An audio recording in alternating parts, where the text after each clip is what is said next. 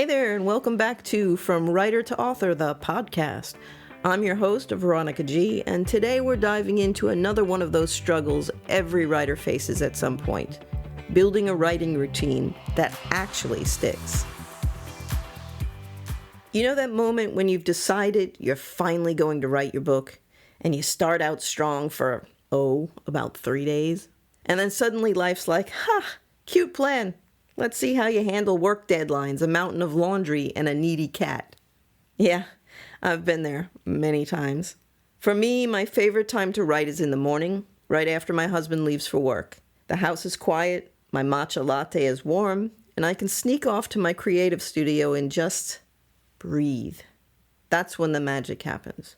But life doesn't always cooperate, does it? Some days I don't get to write until the evening, right before bed. Other days, I'm juggling book editing clients, laundry, dishes, bills, and making sure my mom's medications and groceries are delivered 2 states away.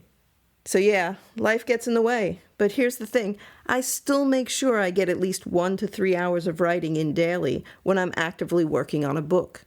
Because that's the trick. You don't wait for the perfect moment. You make one. Here's what my writing ritual looks like. And maybe this will inspire you to create your own. I've got my drink, usually a homemade latte or a cup of tea. I light my favorite candle, Midsummer's Night by Yankee Candle. It smells like creative genius, by the way. I put on some soft instrumental music, no lyrics, because my brain will absolutely start singing along. And then I settle in, still in my pajamas, door closed, ready to write. It's my little sanctuary, my cozy creative cocoon. And when I'm in that groove, it's like the rest of the world just melts away. Now, let's talk about the hard part, sticking to that routine. Here's what I've learned. The biggest threat to your writing time isn't laziness or procrastination. It's life itself. The laundry, the bills, the endless list of things demanding your attention. And the truth is, you can't do everything at once. You have to decide what gets your attention. And when. When I feel like everything's spiraling out of control, I pull back. I take care of myself first. Maybe I'll watch a movie with my husband or take a long, warm bath, just to reset. Then I sit down with my planner and get real about what really needs to happen and when. If you take nothing else from this episode, take this. Own your time. Don't wait for time to magically appear. Schedule it. Because trust me, if you don't schedule it, something else will. Now, let's bust a few myths about writing routines. First, that whole you have to write every day thing. Look, if you're in the middle of writing your book, then yes, writing daily can help you keep your momentum and passion alive. But if you force yourself to write every day just to check a box, you risk burning out and losing that spark.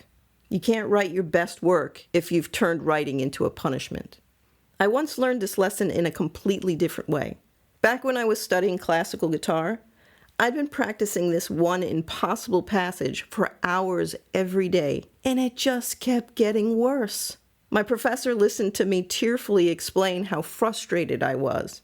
And he said, "Veronica, when that happens, put down the guitar, go for a walk, and feed the ducks."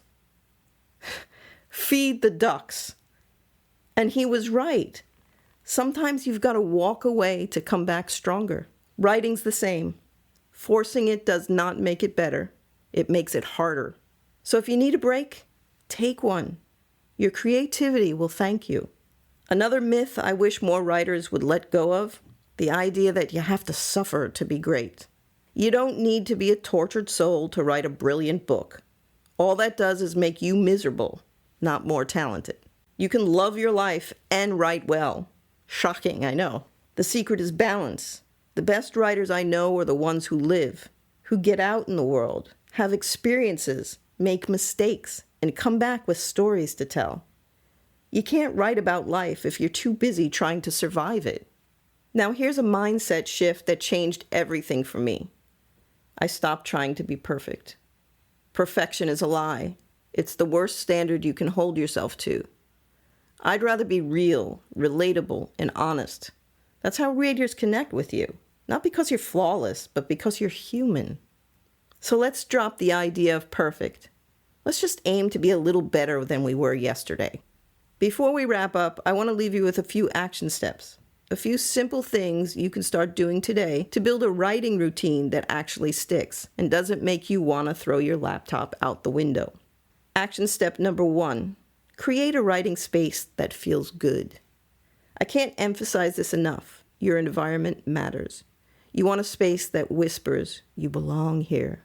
It doesn't have to be Pinterest perfect. You don't need fairy lights, floating shelves, and an aesthetic mug, though if you've got those, bonus points to you. What matters is that it feels like your place to write. Maybe it's a desk in the corner of your living room. Maybe it's your kitchen table with a candle lit and a mug of matcha by your side. Maybe it's your bed with a blanket and a notebook. Make it cozy. Make it peaceful. Make it somewhere that feels like a treat to go to, not another workspace that drains you. If your brain associates your writing space with calm, creativity, and comfort, it'll be a whole lot easier to sit down and start writing. Action step number 2, schedule your writing time like a real appointment. Here's where most people fall off track. They intend to write, but writing's the first thing that gets bumped when life gets busy. So treat your writing time like a non-negotiable meeting. Put it in your planner or calendar, just like a doctor's appointment or a Zoom call with your boss. Block it off, guard it like it's sacred, because it is. And here's the magic part. When that reminder pops up, don't say, "Oh, I'll do it later." You wouldn't cancel on your boss, your friend, or your dentist, right? Don't cancel on yourself. Even if all you manage is 15 minutes, it counts. Those small, consistent chunks add up faster than you think.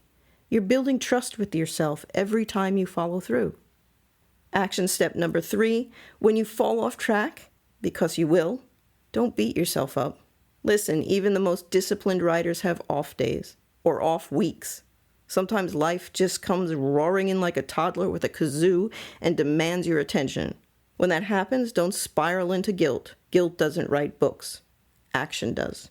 So instead of saying, I blew it, try saying, okay, that week got away from me. Let's start fresh. Take a breath, reset, then open your planner, pick a new day and time, and begin again.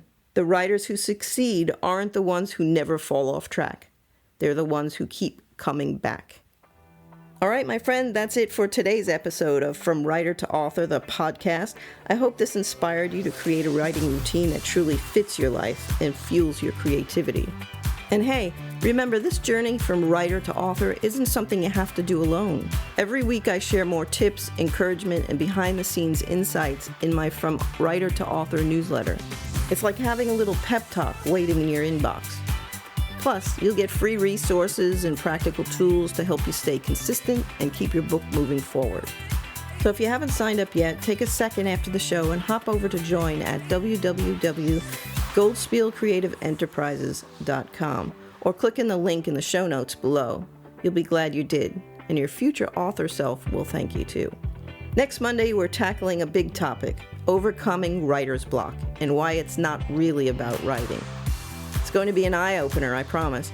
We'll dig into what's really going on when you feel stuck, unmotivated, or completely allergic to your keyboard.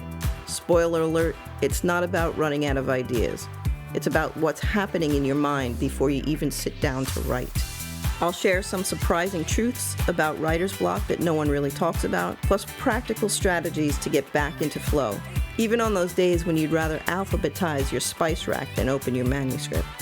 Trust me, this episode will change how you think about your creative process and help you unlock your writing energy in a whole new way. Until then, keep your candle lit, your beverage warm, and your words flowing. You've got this.